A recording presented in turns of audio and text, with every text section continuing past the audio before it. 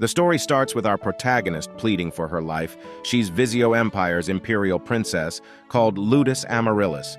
The emperor of the Vizio Empire is adamant on taking her life as a sacrifice. He accuses her of disregarding the millions of voices belonging to the empire citizen by continuing to beg for her life. The empire desperately needs the power of an ancient god because of the demons who wreak havoc at every chance. Thousands of imperial citizens are being murdered. With over half of the empire infested with those creatures, food has become scarce while production is difficult to maintain. In this current state, the only safe refugee is the capital and a few large bordering cities. Ludus understands the conditions of their empire, but still thinks it's too much to offer her life, even that as an offering in an ancestral rite that will tear her into shreds. The emperor, with no remorse and shame present on his face, continues to blabber that in order to summon the ancient god's mighty power, an offering of imperial blood must be made. If he is so interested in sacrificing imperial blood, why doesn't he just get rid of himself? With fear and fright all apparent on her face, she questions her father that if the sacrifice is truly for the sake of the empire's citizens, why doesn't he intend to sacrifice Selena instead of her, as she is also the princess of empire? She reminds herself that playing the role of sacrifice has always been her part, and this time will be no exception. The priest reminds the emperor that he had instructed earlier that the sacrifice must be of pure imperial blood, rather than Princess Rudis, who also carries commonor blood in her. He believes Princess Selena must be better choice, but the Emperor orders him to keep quiet. He states that his decision has already been set, so he will not accept further disclosure. He makes a statement that this is the only way her useless self can be of help to them. He reminds her that she is a child born from an impure mother, and even if she were to continue living, what kind of joy would ever come to a cripple like her? He further adds that this is for the empire and inquires from the high priest if once the ritual is done, would the ancient god listen to his wishes? She begs her father to let her go. She calls out to her sister Selena too for help, but Selena stands next to her father arrogantly. He then commands the guards to throw her in. They cast her into a dimly lit chamber, positioning her atop a crimson circle as the priest starts performing the ritual. She pleads with them to let her out, to save her. The priest starts calling out to the ancient god, requesting for his help. He also states that to help them link the universe of far ancient time and the time they are in now. And in exchange, they are offering the blood of one of the heirs in the lineage. He requests the ancient god to show response to their earnest plea and appear before them. Ludus starts feeling the pain.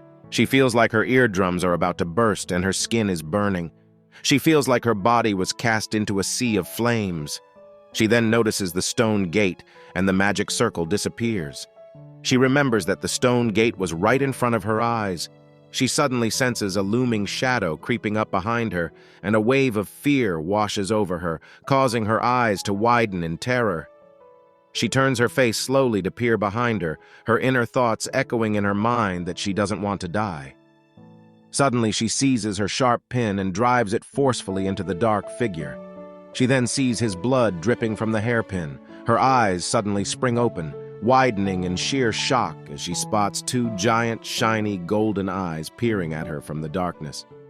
Terror takes over her as she remains motionless, still in the same position. She then lets out a piercing scream and falls on the ground, realizing her whole body is in agony. She wonders if this is the end, but thinks that thing hasn't eaten her yet. She thinks to herself that even though it was a useless life where she was of no use, she still wants to continue living. As her vision blurs, the ancient god emerges in front of her, a handsome figure exuding a captivating charm. After that, she loses consciousness, but the ancient god lifts her up and embraces her in his arms. Flashback. She confesses, just like what the emperor said, her life was a living hell. Although she lived for 20 years, she was able to feel constant pain. As a part of the imperial family, being born with a crippled leg meant having a fatal disadvantage. Because of that, she cowered, living poorly and humbly, while begging for affection all throughout her life. And in the end, this is how she would die. Torn apart and eaten alive by a beast, tears drop down her cheek as she wonders what did she ever do so wrong. One day a thought suddenly popped into her head. What if it wasn't her who sinned but the emperor? She couldn't accept that thought. If it was really not her fault, she sobs and breaks down, stating it's so unfair. She breaks it down that she wishes to live too.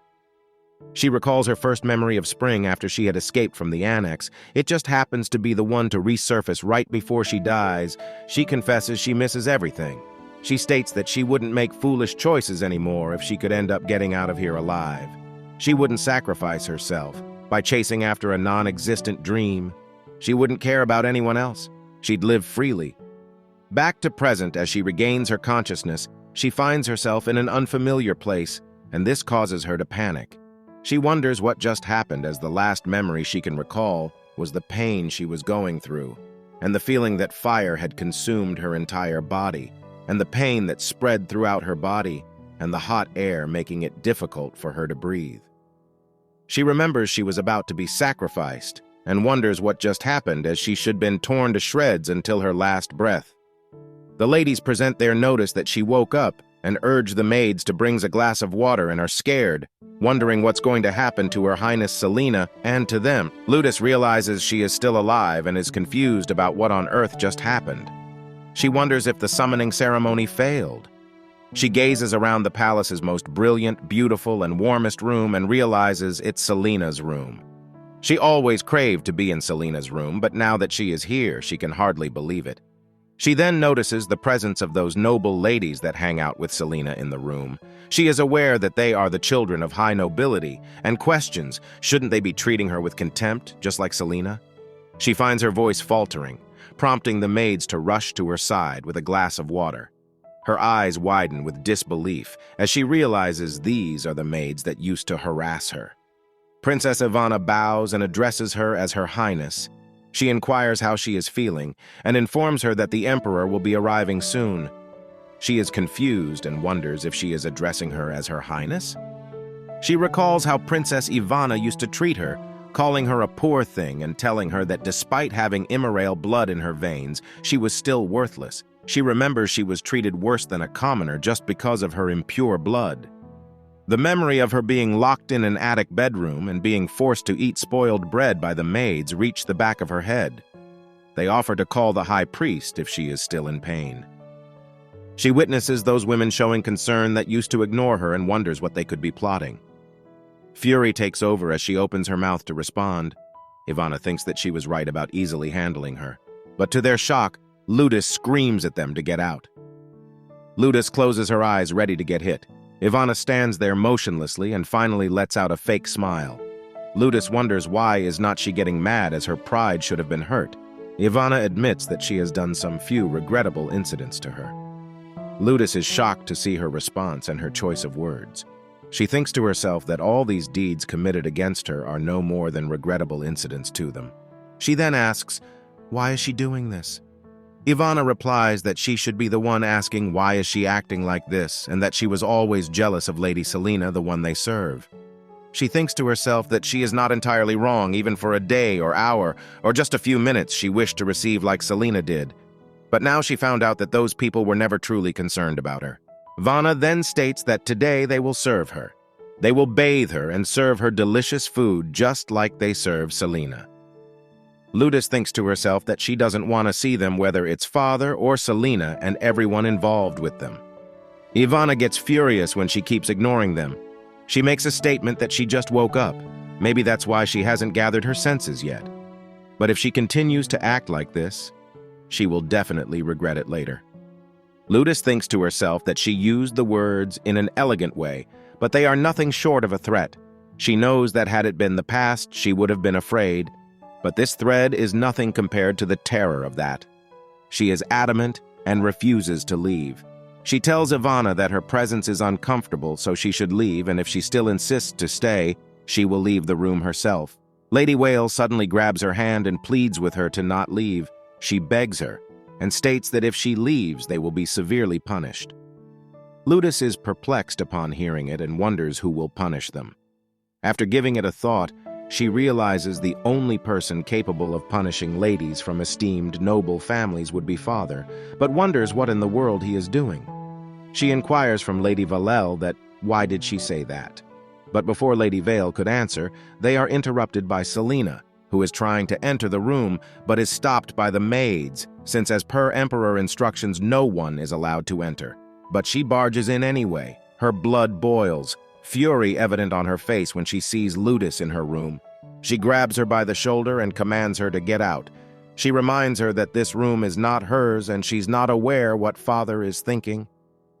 Ludus, aware the room is not hers, but still she is not afraid as she is resigned to her faith, but is still confused why her body is at ease. Selena enters a state of denial as she recognizes that she is purposefully ignoring her. Her confusion suddenly turns into fury, and she raises her hand to hit her, but Ivana intervenes and grabs her hand.